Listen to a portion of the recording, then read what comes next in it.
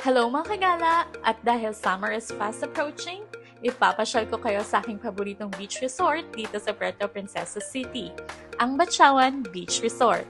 Kung stress ka na sa work or daily life, tara, gala tayo! Ito ay matatagpuan sa sitio Talugdong, Barangay Bakungan, Puerto Princesa City at itinatayang 1 hour and 4-minute ride by land travel from 0 kilometer mark of Puerto Princesa City. Depende sa takbo o biyahe nyo. Kaya naman, i-ready na ang summer OOTD, bitbitin ang sunscreen at sabay-sabay natin i-appreciate ang ganda ng beach. So buckle up and enjoy!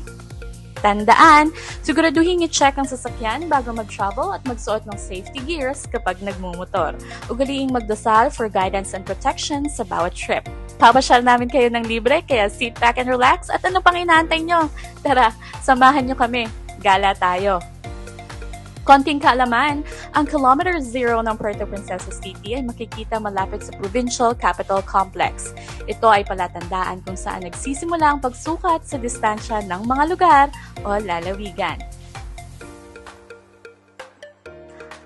Ang malaparaisong lugar na ito ay isa sa mga hidden gems na may pagmamalaki ng Puerto Princesa.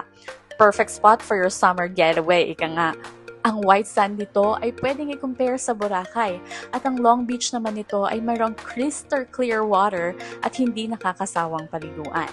Kung gusto mo lang mag-relax, pwede kang humiga sa buhangin, magbasa ng libro o simpleng tumitig lang sa dagat. Pero kung gusto mo naman ay konting adventure, may activities rin dito gaya ng swimming, beach volleyball at kayaking. At eto pa, isa sa mga highlight ng Long Beach experience ay ang night camping. Mag-set up ng tent sa tabi ng dagat, mag-bonfire, magkwentuhan, at mag-stargazing habang pinapakinggan ang tunog ng alon. Sobrang chill at memorable nito lalo na kung kasama mo ang iyong tropa o ang pamilya.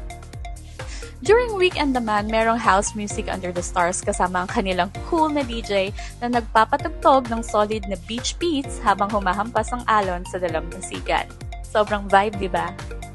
At habang palubog naman ang araw, perfect moment to pause, breathe in, and just be in the moment. Minsan kasi, ito lang talaga ang kailangan natin, katahimikan at kagandahan ng kalikasan. That's it for today. Thank you for watching mga kagala. Once again, this is your Palawan Gala Girl signing off. See you next gala. Bye for now.